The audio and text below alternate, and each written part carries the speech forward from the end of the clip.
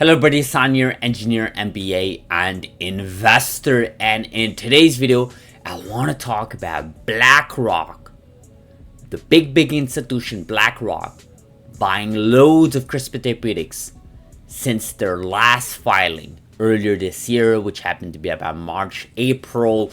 I want to talk about here in this video all that difference here of what has happened since then. What does it mean for CRISPR therapeutics and for the CRISPR landscape, and perhaps draw my own conclusions. Again, speculations, hypotheses, all that in this video. So guys, before we jump in, it is Saturday. I've been making a lot of these videos. I've been having a couple of times here because obviously I had vacation on my day job, so I had really an opportunity to dive deeper into certain subjects, whether that's CRISPR, whether that's Tesla, Bitcoin, whether that's even history topics. So please don't expect almost daily videos going forward after this weekend, but I will try my best to make these videos here. Again, I think there's a lot of value here, not just for me, but for the whole audience here to get this type of information, to stay looped. And again, some of these videos, often they only take about few to 10 minutes. So it's not like I'm taking your whole day here. You can play it while you're at the gym, while you're cooking something, or even while you're at the bathroom. Although I would admit that listening to me while you're in the bathroom is probably not the best use of your time. Nonetheless, let's jump right into it, guys. Institutional ownership 13 DG filings, okay? This is actually something that BlackRock, the big institution BlackRock, has to do because regulations, blah, blah, blah. I'm not going to go into details.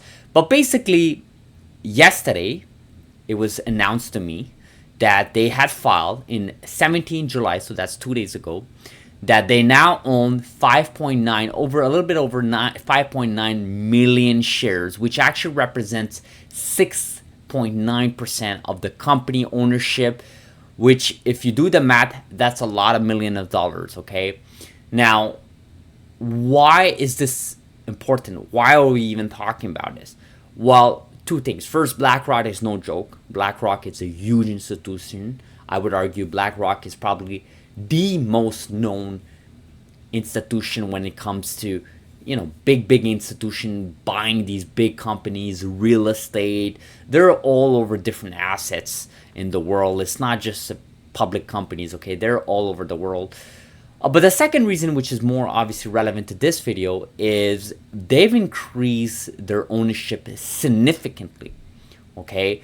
In fact, they went and increased it by almost 3.5 million shares since their last filing, which we're going to take a look right now. So again, if you compare with what they had filed earlier this year, okay?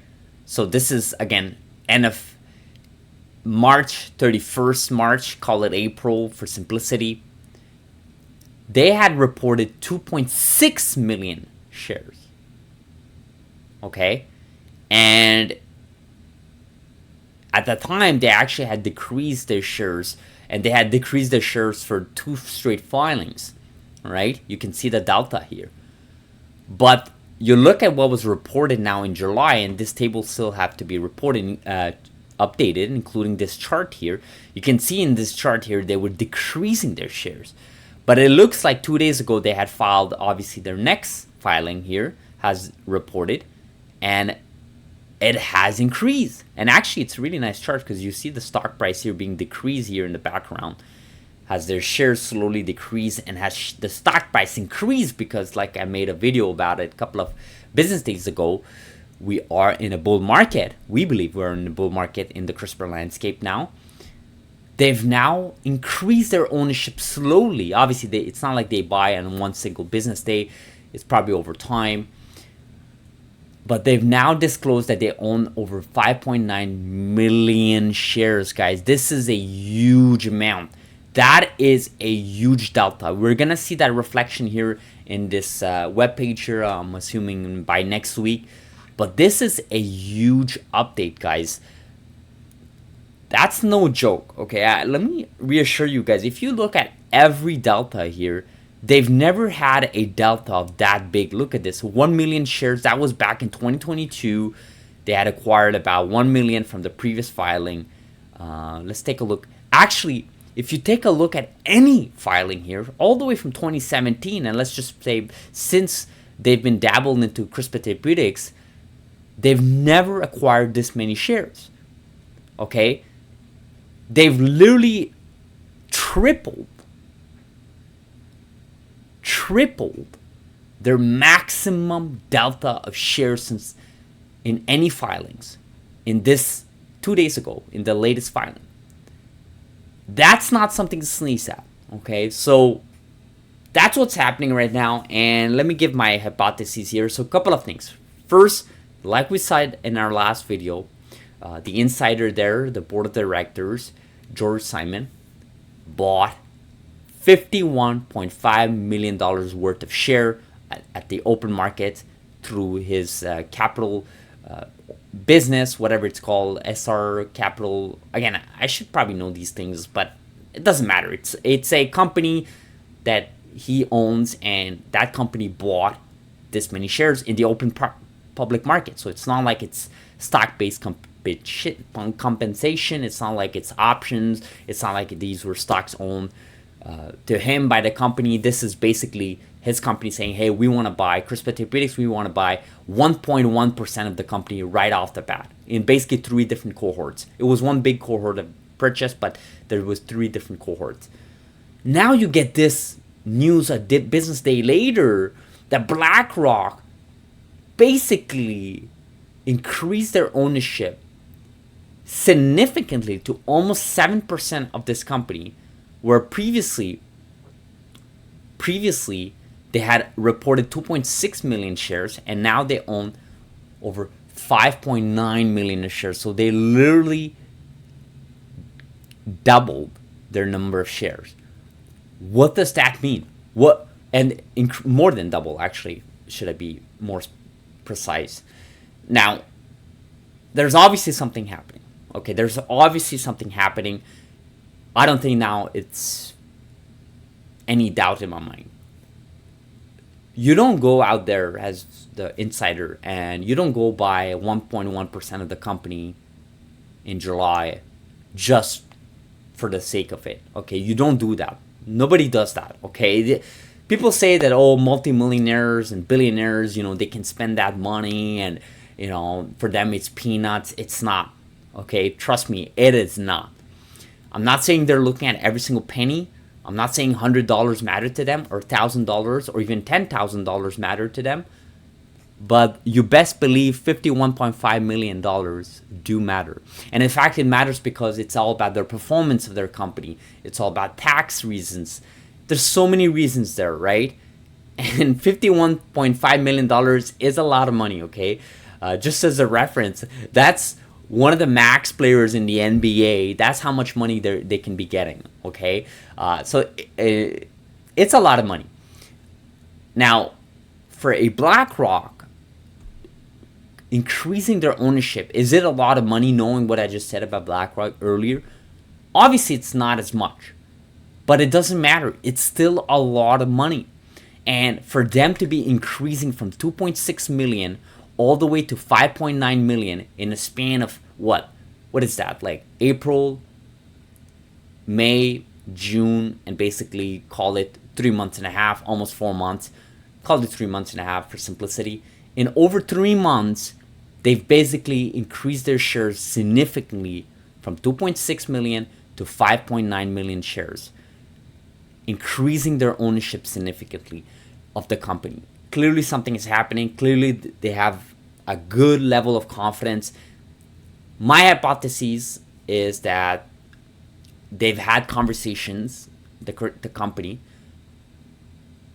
they've had conversations with the FDA, with what the FDA is doing. We know the FDA has been going around having private conversations. They've said it multiple times. This is no secret. They've had private conversations with these companies, not CRISPR specifically, but with genome editing companies and with biotech companies. They had private conversations. CRISPR Therapeutics, we know this for a fact, are continuously talking to companies like Vertex, which obviously is their partner with Casgevy. And Vertex obviously has a direct line to the FDA. If CRISPR Therapeutics doesn't have it, we don't know that for a fact, but for sure Vertex has it because they have other FDA approved programs. They've been in the business for such a long time. I mean, that's part of the reason why they want to partner with Vertex, right? Because Vertex has that commercial experience.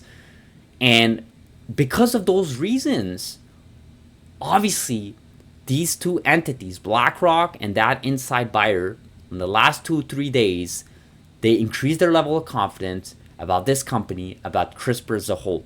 Now, there are other things happening too in the background outside of CRISPR Therapeutics. And again, I don't think I've ever covered this in our video. Maybe I should. Dr. Liu buying some of Prime Medicine stock. Obviously, that was something that was done intentionally. We know Dr. Liu is involved in both Beam and Prime. Now, him buying some stock, I think it was around June or maybe end of May. Again, I never covered it in a video. Maybe I should. There's obviously a lot of things happening, and we know Dr. Liu went and gave a 5-minute speech to the FDA and to the whole group there, and that they had a nice video, a couple of videos on X about that. And he actually said some good stuff in that segment there. And we also know Dr. Liu's strong opinion about what's happening there, about funding and so on, with research and so on. We saw that in an interview with Walter Isaacson there, which again, I should probably cover in a video. I think right now, something's boiling, something's cooking. I think CRISPR Therapeutics have increased their level of confidence. Like I said in my yesterday's video, I think there are a couple of hypotheses that could be right. Either Casgevy is scaling really fast, either the FDA is giving a fast lane to CRISPR, specifically to CRISPR, or maybe to genome editing as a whole. Or maybe I think people are aware that this bear market is coming to an end. It has come to an end, and we're starting to get ready for this bull market, and they don't want to miss out. Look, it could be as simple as, as that latter statement, which is people are just getting ready for a bull market. I just have a hard time believing it's simple as that. They could have done that last year. They could have done that 6 months ago. They could have done that 2 years ago. Clearly, something is happening here. Clearly, something has been done here in the last few months. Again, I don't think it's anything illegal. I don't think it's any inside information they're withholding. I don't think it's any of that. I just think, deep down, the level of confidence has increased. I mean, these things, first of all, this is how it plays out, right? This is insider buying more and more and more. You get these big institutions buying into the company. Then you see a bunch of reports coming out, huge price targets. I saw one of the price targets increase for CRISPR Therapeutics. So you see all of that happening. And then what happened is suddenly you have this jump in the next 3, 6, 9 months where now the company stock is, you look back, you're like, whoa, it was only $65 a share. Right now it's at $120, right? This is how it happens, right? And it creeps up on you. And I think for us investors and for people in this community, you have to be aware of these things happening. You have to catch it. You have to see where the puck is heading, okay? You have to see where the puck is heading. And I think where it's heading right now, I think, and again, not financial advice. Please don't take this as financial advice.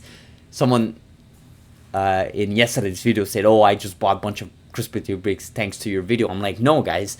This is not financial advice. This is free educational information. I'm not a financial advisor. I'm just doing my own study, my own research, giving you guys information. You're free to watch it. If you don't want to watch it, it's up to you. If you want to ignore these signals, it's up to you. If you want to be stuck in the noise, in the smoke, it's up to you. I'm not your financial advisor. I'm just doing my job here just to give information for free, right? It's not like I have any vested interest here by, ads or by companies paying me to say something. So again, I have no inside information. I don't speak to any of these companies, never have. So please do take that is a grain of salt. So please guys, as always, subscribe if you haven't. Like this video. Please do like it. We need to get this word out. We need to increase our community, our audience, diversity of our audience in terms of knowledge and expertise. And the way we do that is by engaging. So please let me know in the comments what you guys think. And I'll see you guys in Sunday's video. Have a beautiful Saturday. Thank you.